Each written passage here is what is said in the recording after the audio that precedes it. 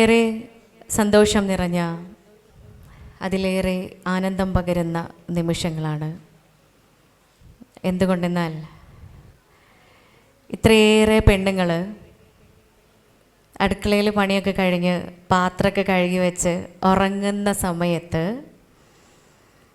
ഇന്നലെ വരെ ഈ നേരത്ത് നമ്മൾ ഉറങ്ങിയിരുന്നില്ലേ, ഇന്ന് ആ ഉറക്കത്തു നിന്നൊക്കെ എഴുന്നേറ്റ് ഇവിടെ ഇങ്ങനെ ഒരുമിച്ച് കൂടിയിരിക്കുകയായിരുന്നു.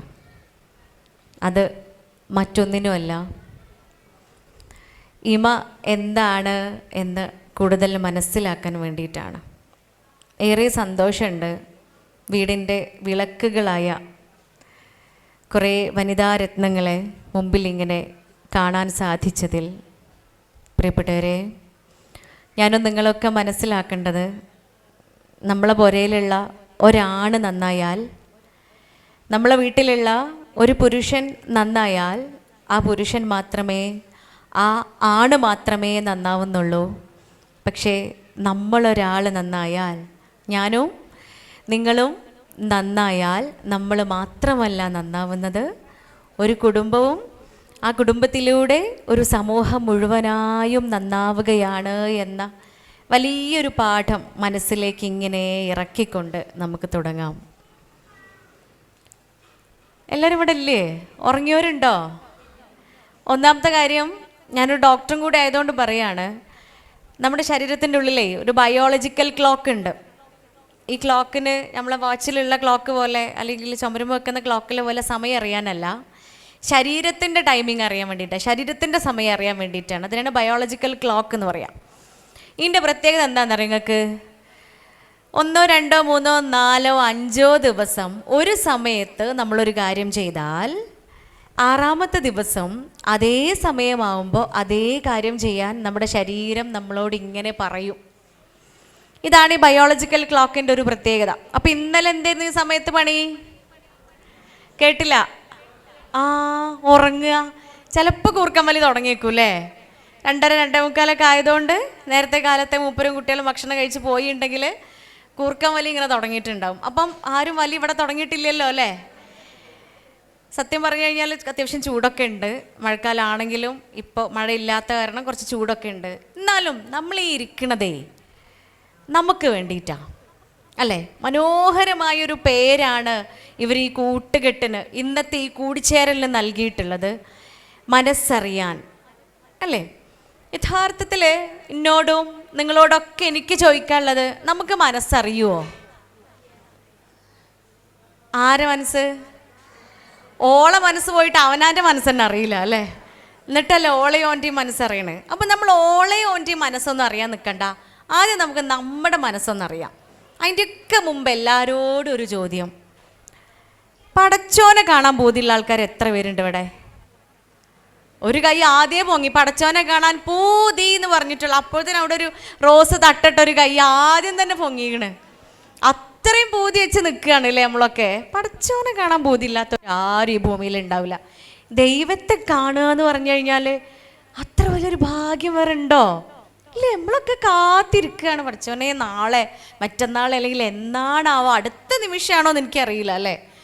കാണാൻ എത്ര പണിയൊന്നും ഉണ്ട് തോന്നണില്ല. ഈ ഉള്ളിലേക്ക് എടുത്ത ഓക്സിജൻ അത് ശരീരത്തിൻ്റെ ഓരോ കോശങ്ങളിലും എത്തി കാർബൺ ഡൈ ഓക്സൈഡായി തിരിച്ച് പറഞ്ഞയക്കാൻ പറ്റുമെന്ന് ഈ പറയണ എനിക്കൊരു ഉറപ്പില്ല. ഈ കൂടിയിരിക്കണ ആർക്കും ഒരു ഉറപ്പില്ല. അതങ്ങ് നിന്നാൽ കഴിഞ്ഞു, നമ്മൾ പടച്ചോനെ കാണാൻ പോവുകയാണ്. പക്ഷെ ഉണ്ടല്ലോ, ഈ ഭൂമിയിൽ നിന്ന് തന്നെ നമുക്ക് പടച്ചോനെ കാണാനുള്ള അവസരം കിട്ടിയാലോ? ഒരു കാര്യം പറയാം, നാളെ നമ്മളൊക്കെ പടച്ചോനെ കാണുമ്പോൾ, നമ്മളൊക്കെ നമ്മളെ ദൈവത്തെ, നമ്മുടെ റബ്ബിനെ എന്ത് പേരിട്ടാണോ നിങ്ങൾ വിളിക്കണത്, ആ ശക്തിയെ കാണുമ്പോൾ ആ പടച്ചോന് നമ്മളോടൊക്കെ ചോദിക്കുന്ന ചില ചോദ്യങ്ങൾ പറയുന്നുണ്ട്. അതിങ്ങനെയാണല്ലോ, പടച്ചോൻ നമ്മളോട് ചോദിക്കുന്നത്, അവിടെ മുമ്പിൽ ഇങ്ങനെ പോയി നിൽക്കണ ആ രംഗം എല്ലാവരും ഒന്ന് മനസ്സിൽ കരുതുക കേട്ടോ. പടച്ചോൻ്റെ മുമ്പിൽ ഇങ്ങനെ നിൽക്കണ ഒരു രംഗം, പടച്ചോൻ നമ്മളോട് ഇങ്ങനെ ചോദിക്കുകയാണ്, ഞാൻ നിൻ്റെ മുമ്പിൽ വന്നപ്പോൾ നീ എനിക്ക് ഭക്ഷണം തന്നില്ലല്ലോ എന്ന്. ഹൈ, ഞാൻ നിങ്ങളൊക്കെ ഒന്നും കൂടെ പകച്ച് നിൽക്കൂലേ? ഹൈ, പടച്ചോൻ വരികയെ, പടച്ചോൻ നമ്മളെ മുമ്പിൽ വന്നിട്ട് ഭക്ഷണം കൊടുത്തില്ലല്ലോ, റബ്ബേ വരാൻ കാത്തുക്കല്ലേ. പടച്ചോൻ വരുന്നുണ്ടെന്ന് കേൾക്കാൻ കാത്തിക്കല്ല നമ്മൾ. ഭക്ഷണമല്ല നമ്മളെ അടുത്ത് എന്താ ഉള്ളത് അതൊക്കെ കൊടുക്കൂലേ? ഇല്ലേ നാട്ടുകാർ, നിങ്ങളിൻ്റെയൊക്കെ മനസ്സ് അങ്ങനെ തന്നെയല്ലേ? പടച്ചോൻ വരാൻ കാത്തിക്കാണ്. ഭക്ഷണമല്ല എന്താണോ ചോദിക്കണം അതൊക്കെ കൊടുക്കാൻ നമ്മൾ റെഡിയാ. അങ്ങനത്തെ ഒരു മനസ്സും കൊണ്ടിരിക്കണം നമ്മളോട്. അവിടെ എത്തി പടച്ചോൻ്റെ മുമ്പിൽ എത്തിയപ്പോൾ പടച്ചോൻ ചോദിക്കുക, ഞാൻ എൻ്റെ മുമ്പിൽ വന്നിട്ട് നീ എനിക്ക് ഭക്ഷണം തന്നില്ലല്ലോ എന്ന്. അപ്പം ഞാനും നിങ്ങളും തിരിച്ച് ചോദിക്കൂ ഇത്രേ പടച്ചോനോട്, പടച്ചോനെ ജഗന്നിയന്താവായ നാഥ, ഈ സർവവും സൃഷ്ടിച്ച ദൈവമേ, നീ എൻ്റെ മുമ്പിൽ വരുവേ, അതും വിശന്നവനായിട്ട്? പടച്ചോന് വിശപ്പോ? ഞങ്ങൾ പഠിച്ചത് എന്താ? പടച്ചോന് വിശപ്പില്ലാന്ന്, പടച്ചോന് കുട്ടികളില്ലാന്ന്, അല്ലേ? പടച്ചോന് മനുഷ്യന്മാരുടെ പോലെയുള്ള ജീവിതം സാധ്യമല്ലാന്ന്. ഇതൊക്കെ പഠിച്ചിട്ട് പടച്ചോൻ നമ്മളോട് ചോദിക്കുക, വിശന്നവനായി ഞാൻ വന്നപ്പോൾ നീ എനിക്ക് ഭക്ഷണം തന്നില്ലല്ലോ എന്ന്. അള്ളാനോട് നമ്മൾ, പടച്ചോനോട് നമ്മൾ തിരിച്ച് ചോദിക്കും അത്രേ, എന്ത്? ജഗന്നിയന്താവായ സർവേശ്വരനായ എല്ലാത്തിനും കഴിവുള്ള ദൈവമേ, നിന്നെ വിശപ്പ് ബാധിക്കുമോന്ന്. അങ്ങനെ സംശയത്തിൽ നിൽക്കുമ്പോൾ പടച്ചോൻ അടുത്ത ചോദ്യം ചോദിക്കൂ ഇത്രേ, ഞാൻ രോഗിയായിക്കൊണ്ട് നിൻ്റെ മുമ്പിൽ വന്നില്ലേ, നീ എന്നെ മൈൻഡ് ചെയ്ത് പോലും നോക്കിയില്ലല്ലോ എന്ന്. പിന്നെ നമ്മൾ തലയിൽ കൈവെക്കും. ആര് ആര്? ഞാനും നിങ്ങളും. ഉറങ്ങല്ലേ, ഇങ്ങോട്ട് വരി. ഞാനും നിങ്ങളും പിന്നെയും തലയിൽ കൈവെക്കും. പടച്ചോനേ, ഈ സർവേശ്വരനായ അള്ളാക്ക്, ഈ ദൈവത്തിന്, ഈ നാഥന്, ഈ സർവേശ്വരന് രോഗിയാവേ, അസുഖം ബാധിക്കേ? എപ്പോഴേ വന്നു നമ്മളൊന്ന് ചിന്തിക്കൂലേ? 65, 70, 80, 90 വയസ്സ് വരെ ജീവിച്ചിട്ട് എന്നേ ഇപ്പോൾ പടച്ചോൻ എൻ്റെ മുമ്പ് രോഗിയായി വന്ന്? പടച്ചോനാന്നറിഞ്ഞിട്ട് ഞാൻ നോക്കണ്ടിക്കേ? അന്തം വിട്ട് നമ്മൾ പടച്ചോൻ്റെ മുമ്പിൽ നിൽക്കുമ്പോൾ പടച്ചോൻ അടുത്ത ചോദ്യം ചോദിക്കും അത്രേ, ഞാൻ ദാഹിച്ചവനായിക്കൊണ്ട് കഷ്ടപ്പെട്ടവനായിക്കൊണ്ട് നിൻ്റെ മുമ്പിൽ വന്നില്ലേ, നീ എന്നെ സഹായിച്ചില്ലല്ലോ എന്ന്. ചോദ്യങ്ങളൊക്കെ കൂടെ കേട്ട് പ്രയാസപ്പെട്ട് നിൽക്കുമ്പോഴാ പടച്ചോൻ തിരിച്ചു പറയാം, ഞാൻ രോഗിയായിക്കൊണ്ട് വന്നില്ല, പക്ഷേ എൻ്റെ ദാസൻ, എൻ്റെ അടിമ നിൻ്റെ അരികിൽ ദാഹിച്ചവനായിക്കൊണ്ടും വിശന്നവനായിക്കൊണ്ടും രോഗിയായിക്കൊണ്ടും വന്നില്ലേ?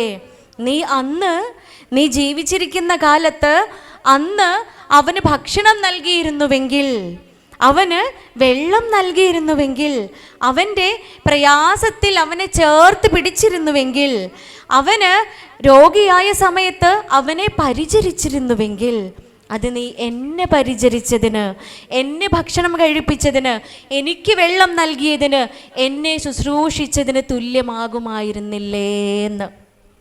പ്രിയപ്പെട്ടവരെ, കാത്തിരിക്കാം നമുക്ക്, ഇല്ലേ? കാത്തിരിക്കല്ല നമുക്ക്. പടച്ചോൻ ചോദിക്കുമെന്നാ പറയണേ. ആ ചോദ്യത്തിൻ്റെ മുമ്പിൽ പകച്ചു നിൽക്കാണ്ട്, ആ ചോദ്യത്തിൻ്റെ മുമ്പിൽ നേരെ നിന്നുകൊണ്ട് ഉത്തരം പറയാനുള്ള സാധ്യതയാണ്, അവസരമാണ്, ചാൻസാണ് നിങ്ങൾക്ക് ഇമ ഉണ്ടാക്കി തരുന്നത്. ഇമയുടെ ഭാഗമായി മാറുക. ലളിച്ചോക്കൂ, ഇമയുടെ പ്രവർത്തനങ്ങൾ ഇവിടെ നമ്മൾ കേട്ടൂല്ലേ? വളരെ മനോഹരമായിട്ട് എന്തെല്ലാം നന്മ നിറഞ്ഞ പ്രവർത്തനങ്ങൾ അവർ ചെയ്തുകൊണ്ടിരിക്കുന്നത്. ഒരു പണിയില്ല, അതിൻ്റെ ഭാഗമായി മാറാൻ ഒരു പണിയില്ല. അവർ പറയുന്ന ചില കാര്യങ്ങളുണ്ട്, നമ്മളെ കൊണ്ട് പറ്റുന്ന ചെറിയൊരു തുക, അല്ലേ? ഒരു മാസം എന്തിനൊക്കെ നമ്മൾ പൈസ ചിലവാക്കുന്നുണ്ട്, എങ്ങനെയൊക്കെ നമ്മുടെ പൈസ നമ്മൾ അറിയാണ്ട് ഒഴുകി പോകുന്നുണ്ട്. അതൊന്നും ഒരു കുഞ്ഞു പൈസയുള്ളൂ, ചെറിയൊരു എമൗണ്ടേ ചോദിക്കുന്നുള്ളൂ. അതുകൊണ്ട് വിശക്കുന്ന ഒരാൾക്ക് ഭക്ഷണം കൊടുത്താൽ നമ്മൾ പടച്ചോന് ഭക്ഷണം കൊടുക്കണ പോലെയാന്ന് പറയുമ്പോൾ, അതുകൊണ്ട് മരുന്ന് വാങ്ങാൻ കഴിവില്ലാത്ത ഒരാൾക്ക് മരുന്ന് വാങ്ങിക്കൊടുക്കുമ്പോൾ പടച്ചോനെ നമ്മൾ ശുശ്രൂഷിക്കുന്ന പോലെയാന്ന് പറയുമ്പോൾ, അതിൻ്റെ ഭാഗമാവാൻ ആഗ്രഹമില്ലാത്ത ആരെങ്കിലും ഈ കൂട്ടത്തിലുണ്ടോ? ഇല്ല പ്രിയപ്പെട്ടവരെ. അതുകൊണ്ട് ആ ചോദ്യത്തിന് മുമ്പിൽ ധൈര്യവാനായി നിൽക്കുന്നവരുടെ കൂട്ടത്തിൽ നമുക്കൊക്കെ ഉൾക്കൊള്ളണം. ഇമയെ നമ്മൾ ചേർത്ത് പിടിക്കുക, ഇമയുടെ ഭാഗമായി മാറുക. ഇങ്ങനെ മനസ്സറിയുന്നവരുടെ കൂട്ടത്തിൽ ഉൾക്കൊള്ളാൻ വേണ്ടിയിട്ട് എന്താ നമ്മൾ ചെയ്യേണ്ടത്? ഇന്ന് ഇങ്ങോട്ട് പുറപ്പെട്ടപ്പോൾ വീട്ടിലിടുന്ന ഡ്രസ്സിട്ട് പോകുന്ന ആരെങ്കിലും ഉണ്ടോ? എൻ്റെ മുമ്പിലൊക്കെ മൊഞ്ചത്തിയാളാ, നല്ല സുന്ദരികളാണ് ഞാൻ കാണുന്ന എല്ലാവരും. കാണാൻ നല്ല മൊഞ്ചുണ്ട്. ഇങ്ങളെ പറ്റിയാണ് ഈ പറയണ മൊഞ്ചുണ്ട്. ഒന്ന് കൈയടിച്ചുകൂടെ പെണ്ണുങ്ങളെ? ഒരാൾ ചൊറുക്കുണ്ട് അറിയുമ്പോൾ അല്ലെങ്കിലും എനിക്കറിയാം എന്നെ കാണാൻ നല്ല മൊഞ്ചാണ് എന്ന് വിചാരിച്ച് നിൽക്കുക. ഓളിപ്പോൾ സ്റ്റേജുമ്മ കയറി പറയണപ്പോൾ എന്നെ കാണാൻ നല്ല ചൊറുക്കുണ്ട്, എനിക്കറിയാലോ എന്നെ കാണാൻ ചൊറുക്കുണ്ട്. എന്നാലും ഒരാൾ ഭംഗിയുണ്ട് എന്ന് പറയുമ്പോൾ ഇല്ലേ ഒരു കയ്യടി. നമുക്കൊക്കെ മടിയുള്ളൊരു കാര്യമാണ് അംഗീകരിക്കുക എന്ന് പറയണത്. ആരെ അംഗീകരിക്കുക? നമ്മളെയല്ല. നമ്മൾ അംഗീകരിക്കും. ഞാൻ വലിയ സംഭവം തന്നെയൊക്കെ നമ്മൾ അംഗീകരിക്കും. പക്ഷെ ഉണ്ടല്ലോ കൂടെയുള്ള ആളുണ്ടല്ലോ, അയാളിടി എൻ്റെ ഡ്രസ്സ് നല്ല ഭംഗിയുണ്ട് കേട്ടോ, പക്ഷെ അതിൻ്റെ കളർ ഒരു സുഖമില്ലല്ലേ, ക്വാളിറ്റി ഇല്ലല്ലേ. ഏറ്റവും അവസാനം ഇപ്പോൾ കളർ നല്ല രസമുണ്ട് അല്ലെങ്കിൽ മോഡലൊക്കെ നല്ല ഭംഗിയുണ്ട്, അപ്പം ഒന്ന് പറയാൻ കിട്ടാക്കുമ്പോൾ നമ്മൾ പറയും ക്വാളിറ്റി ഇല്ല തോന്നണില്ലേ എന്ന് ഇല്ലേ. ക്വാളിറ്റിമ്മ പിടിച്ചിട്ട് എന്തെങ്കിലും ഒരു നെഗറ്റീവ് നമുക്ക് പറഞ്ഞിട്ടില്ലെങ്കിൽ സമാധാനം ഉണ്ടാവില്ലല്ലേ. മനുഷ്യ സഹജം. നിങ്ങളെല്ലട്ടോ പറയണേ, എല്ലാവരും എൻ്റെ കണ്ണുക്കൊക്കെ ഞങ്ങൾ അങ്ങനെയാണ്. നിങ്ങളല്ല, എൻ്റെ നാട്ടിലുള്ള ആൾക്കാരൊക്കെ ചിലപ്പോൾ അങ്ങനെ ഉണ്ടാവില്ലുണ്ട്, അതുകൊണ്ടാണ് പറഞ്ഞത്. അപ്പോൾ ഒരാളെ അംഗീകരിക്കാനുള്ള മനസ്സ് അതെപ്പോഴും നമുക്ക് ഉണ്ടാവണം. അപ്പോൾ നിങ്ങളെ പറ്റിയാണ് ഞാൻ പറയണത്. നിങ്ങളൊക്കെ മൊഞ്ചത്തിയാളയകണ്, സുന്ദരിയാളയകണ് എന്നാൽ നമ്മൾ അംഗീകരിച്ചു, കൈയടിച്ച് പാസ്സാക്കി